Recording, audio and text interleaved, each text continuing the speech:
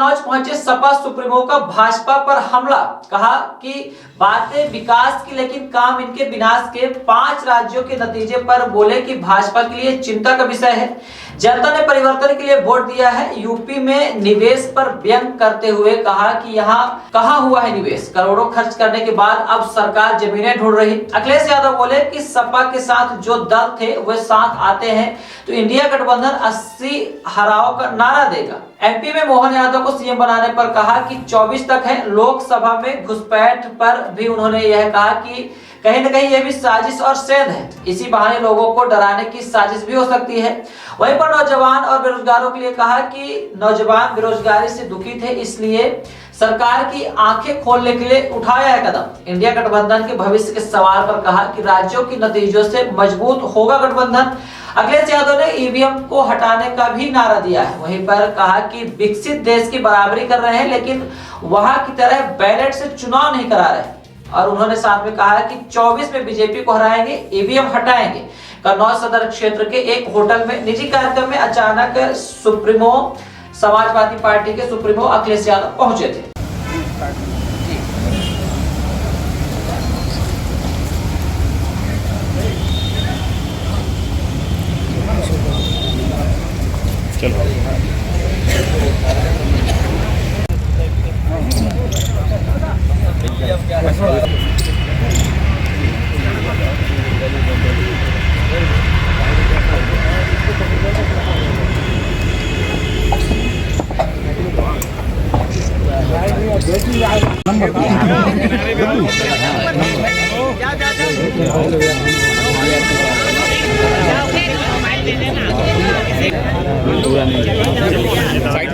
Phone दे दे, किसी को phone दे दे।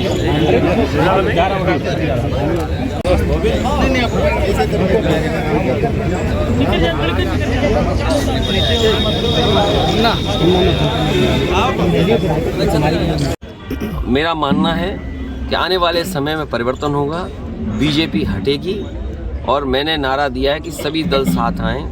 खासकर जो समाजवादी पार्टी के साथ गठबंधन में थे, गठबंधन 80 हराओ का नारा देगा। जब 80 हारेंगे तभी भारतीय जनता पार्टी हटेगी और भारतीय जनता पार्टी हटने से ही देश खुशहाली के रास्ते पर जाएगा। इनके पास नारे तो नए नए हैं, अब कह रहे हैं कि डेवलप्ड कंट्री का सपना देख रहे हैं।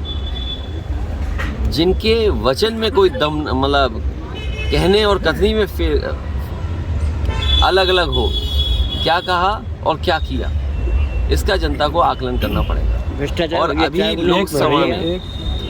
लोकसभा में जो नौजवान कूदे हैं, ये सही बात है कि सुरक्षा, और वहाँ पर सुरक्षा जो प्रधानमंत्री जी का ड्रीम प्रोजेक्ट था, अगर ड्रीम प्रोजेक्ट में जो लगभग 25,000 करोड़ का बना है, वहाँ की सुरक्षा ऐसी है तो मुझे लगता है कहीं ना कहीं साजिश भी है और सेंध भी है। क्योंकि कहीं इसी बहाने सरकार की कोई तैयारी तो नहीं है, कहीं इंटरनल सिक्योरिटी और सुरक्षा के बहाने लोगों को डराने की तैयारी तो नहीं है। एक तो सवाल वो खड़ा होता है और दूसरा सवाल खड़ा होता है, कई प्रतिष्ठित अखबारों ने कहा कि नौजवान बहुत त्रस्त थे। नौजवानों के परिवार से जब जर्नलिस्टों ने बात की तो परिवार के सदस्यों ने बताया कि नौजवान दुखी थे, उन्हें रोजगार और नौकरी नहीं मिल पा रही थी। इसी वजह से गूंगी बहरी सरकार को जगाने के लिए वो नौजवान लोकसभा में कूद गए।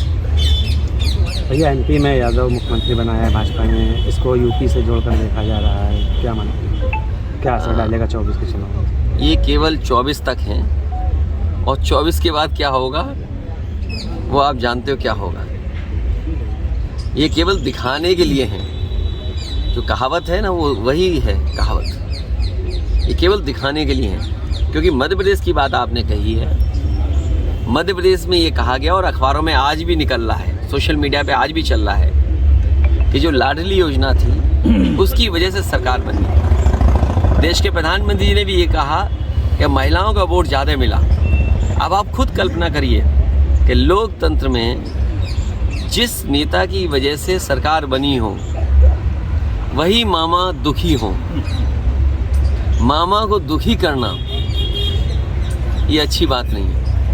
इसका और इसका परिणाम जो आने वाला है तो वो आने वाले समय में 24 को आप देख लेंगे। 24 में भैया इंडिया गठबंधन को लेकर क्या इंडिया गठबंधन होगा, और मैंने पहले भी कहा कि ये जो परिणाम आए हैं इससे इंडिया गठबंधन और मजबूत होगा।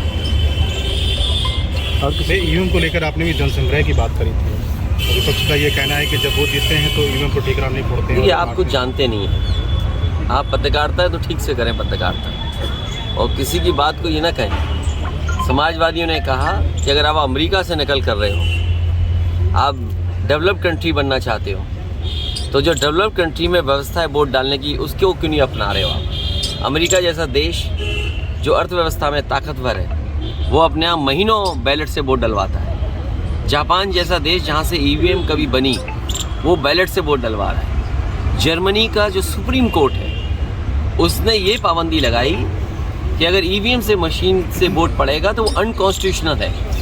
ये तीनों बातें जो मैंने कही हैं, इन तीनों बातों पर आप खुद विश्लेषण करिए। और भारत सरकार ये कह रही है कि हम दुनिया में सबसे ताकतवर देश बनने जा रहे हैं और बनना चाहते हैं। तो क्या अविश्वास के साथ आप ताकतवर बनना चाहते हैं? जनता को विश्वास हो और सीक्रेट बैलेट, आज तो ये पता लग जाता है इस गांव में, इस मजरे में वोट किसको मिलने वाला है, किसको पड़ने वाला है। तो ये सीक्रेट बैलेट कहाँ है वोटिंग? इसलिए समाजवादियों का मानना, मैं आज फिर कहता हूँ आपसे, मैं जनता से अपील करूँगा कि समाजवादियों को जिताइए, बीजेपी को हटाइए। बीजेपी के हटने से ईवीएम भी हटेगी। इंडिया गठबंधन में समाजवादियों का प्रस्ताव होगा और जनता से अपील होगी उसके माध्यम से कि देश में ईवीएम हटे, बीजेपी हटेगी तो उससे ईवीएम हट जाएगी। भैया अगर इंडिया गठबंधन में